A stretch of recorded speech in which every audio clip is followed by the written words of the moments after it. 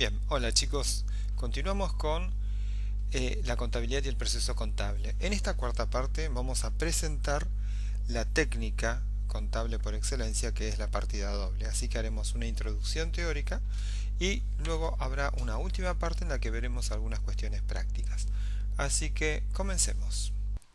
Siempre tenemos que recordar que la información que nosotros vamos a generar, que es información contable, va a tener estos tres grandes pilares: un aspecto financiero, un aspecto patrimonial y un aspecto económico. Recordad siempre que el aspecto financiero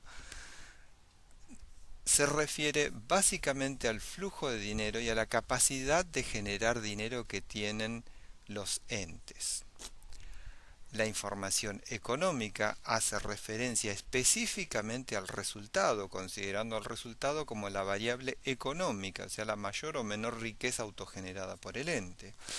Y el aspecto patrimonial, que nos presenta la ecuación patrimonial básica estática, que es que el activo es igual al pasivo más el patrimonio neto. ¿Cuál es la situación patrimonial de un ente? Esto recordarlo siempre. Estos son los tres pilares de la información contable. No debemos olvidar que estos pilares son así porque hay un encuadre económico actual, que como dijimos, puede que después de esta pandemia que estamos sufriendo y que seguro que habrá luego, como ya todo el mundo lo está diciendo y los expertos lo están diciendo, habrá una recesión económica, habrá también un acomodamiento económico y quizás haya algunos cambios. Pero de momento, y por lo menos por un largo tiempo, medianamente, vamos a ver qué pasa, el encuadre económico actual es el capitalismo financiero. Esto quiere decir el capitalismo que ustedes ya conocen desde el punto de vista de la economía, pero basado en la circulación del dinero. Por lo tanto, toda la información contable tiene que tener fundamento financiero. Y esto es lo que habíamos dicho justamente cuando hablamos del devengado.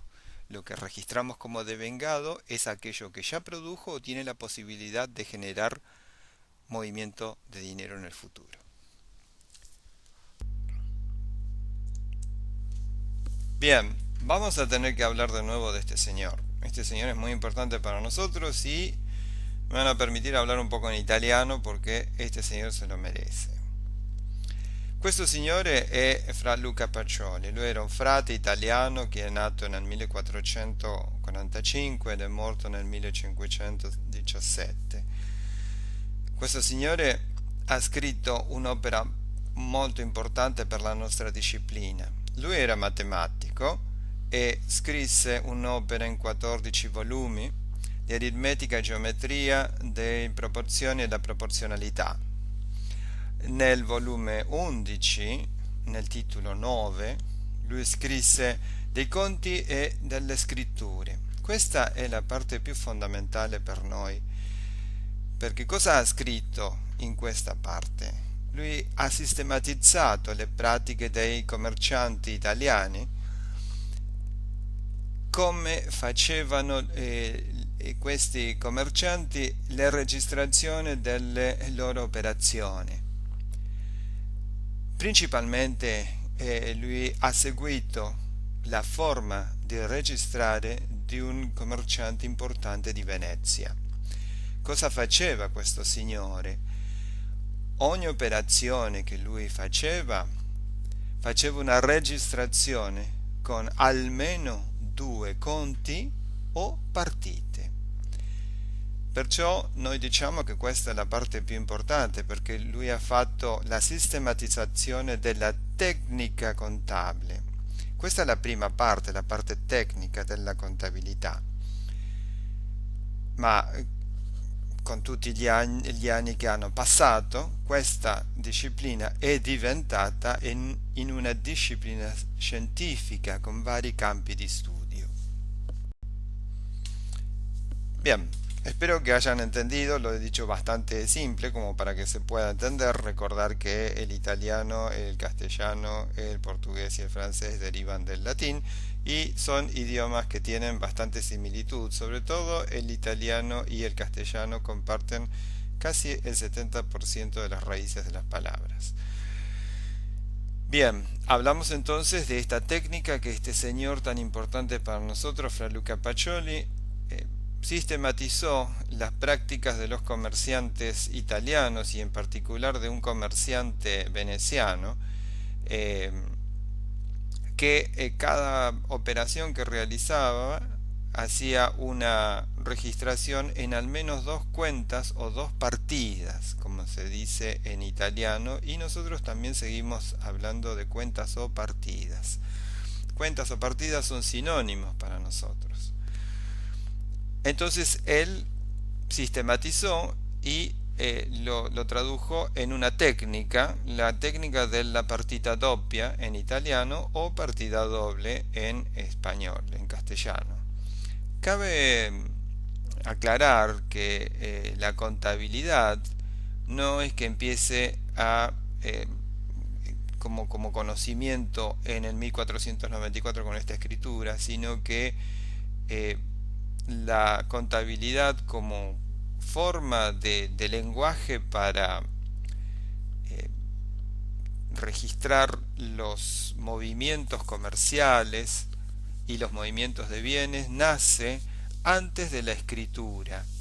Esto quiere decir que nace quizás 5000 años antes de Cristo, una forma de compilar los movimientos de los patrimonios. Y según los expertos de la historia de la escritura, han llegado a la conclusión que la escritura nace a partir de los registros contables, o sea, para comunicar lo que la contabilidad registraba.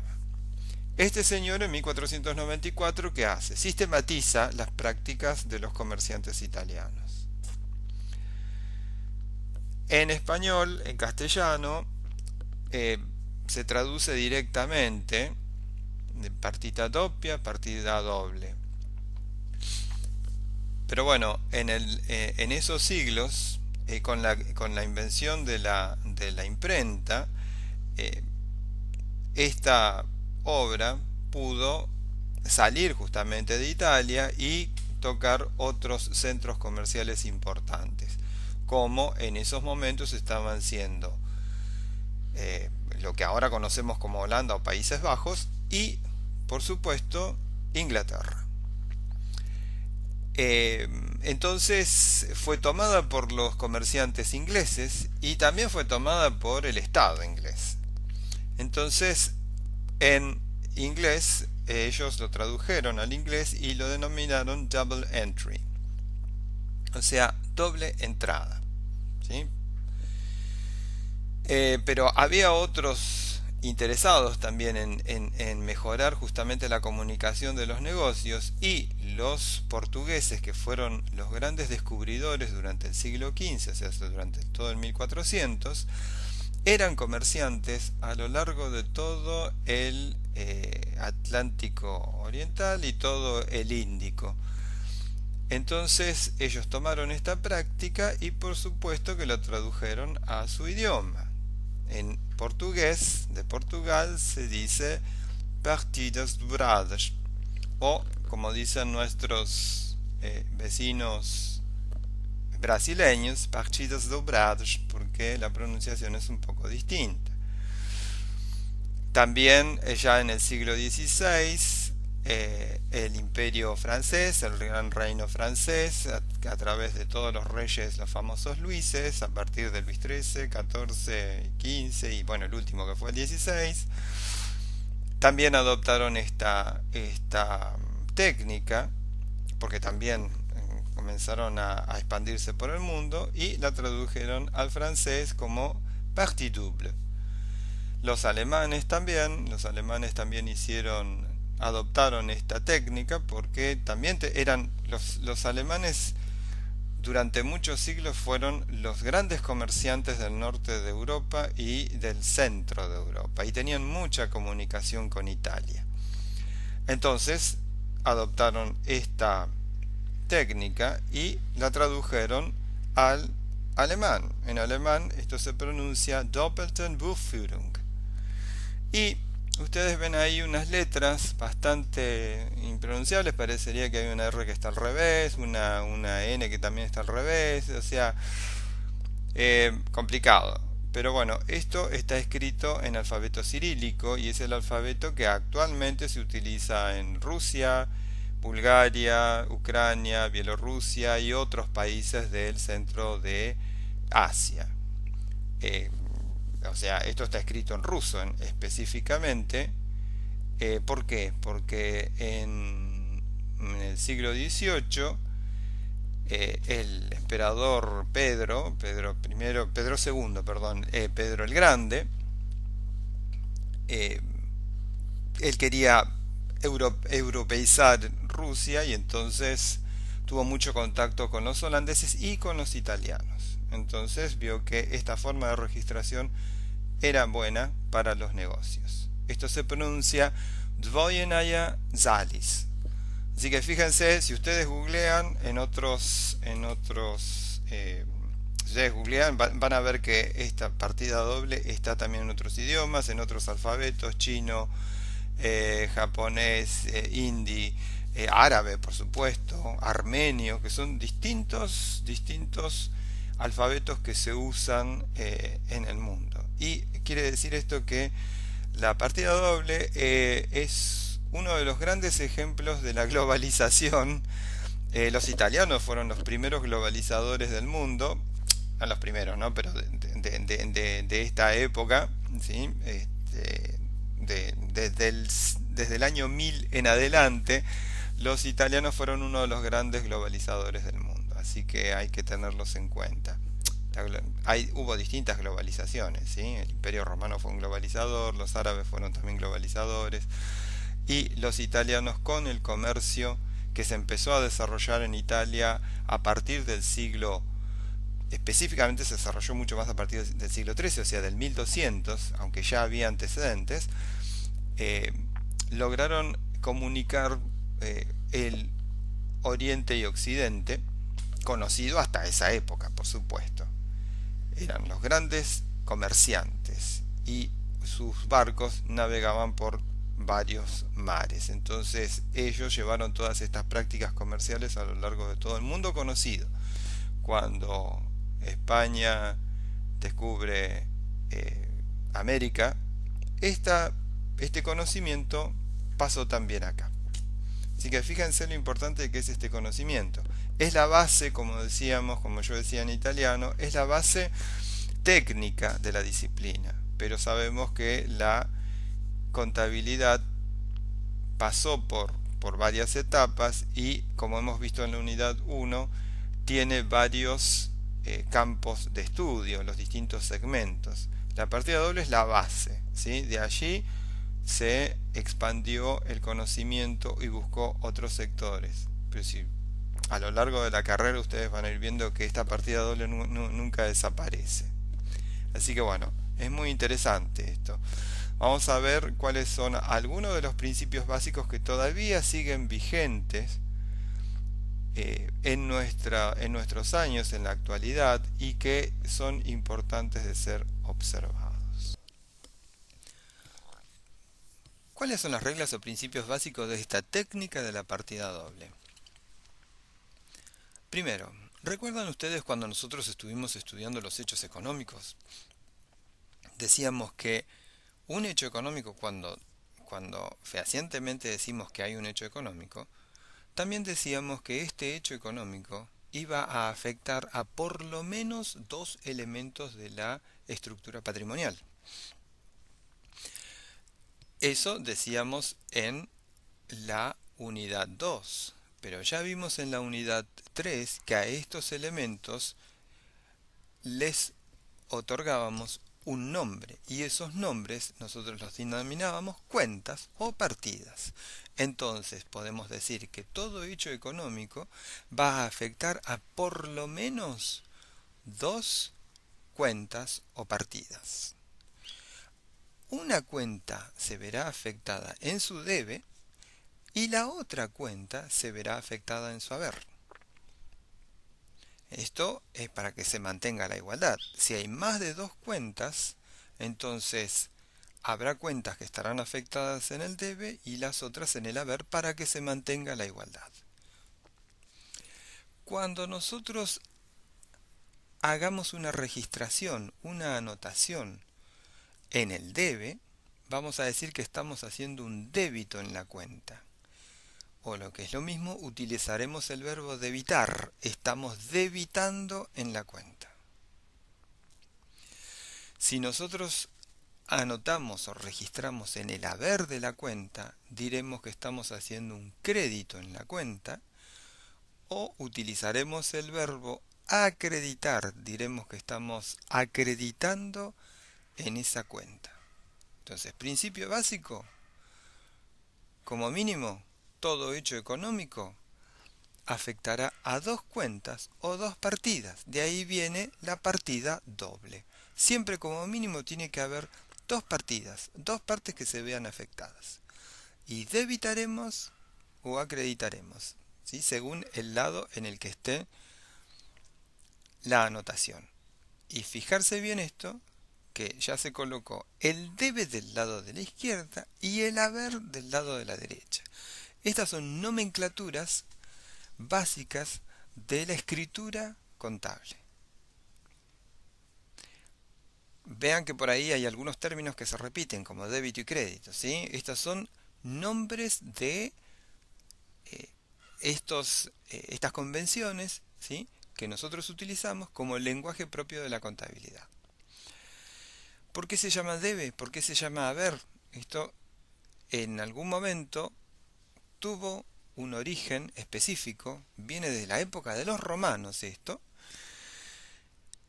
pero en la actualidad perdieron su significado. Entonces sabemos que el lado izquierdo de la igualdad en una cuenta se va a llamar debe y el lado derecho de la cuenta se va a llamar haber. ¿Sí? Perdieron un significado específico. Bien, entonces vamos a ver ahora cuál es la aplicación de esta técnica, pero teniendo en cuenta la ecuación patrimonial dinámica. Acá está justamente la base de toda nuestra técnica contable. Fíjense que nosotros tomamos la ecuación patrimonial, en este caso la ecuación patrimonial dinámica. La ecuación patrimonial dinámica tiene dos miembros. Uno hacia la izquierda, en el que están todos los activos y todos los resultados negativos. Y otro a la derecha, en el que están el pasivo, el patrimonio neto inicial y los resultados positivos. Es como si tuviéramos una gran cuenta, un debe y un haber. Entonces, ¿qué decimos? Que todas las cuentas del miembro de la izquierda, o sea, activos y resultados negativos, todas y cada una de las cuentas del activo y de los resultados negativos, como ya sabemos que cada cuenta tiene un debe y un haber, van a aumentar por el debe y van a disminuir por el haber. Para esto que tenemos que recordar, que nosotros siempre cuando estudiamos las variaciones patrimoniales, siempre las pensamos en el concepto básico de aumentos y disminuciones. Esa es la idea principal. Todo hecho económico hace que aumente o disminuya algún elemento del patrimonio. Por lo tanto, eso se tradujo en cuentas y ahora las cuentas se sistematizan bajo una forma de registración. Lo que está a la izquierda del igual en la ecuación patrimonial dinámica, es decir, las cuentas de activo y las cuentas de resultado negativo, aumentarán por el debe, disminuirán por el haber.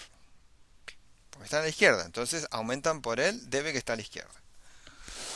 Lo que está a la derecha, o sea, el pasivo, patrimonio neto inicial y resultados negativos, ¿sí? Tendrá el comportamiento a la inversa.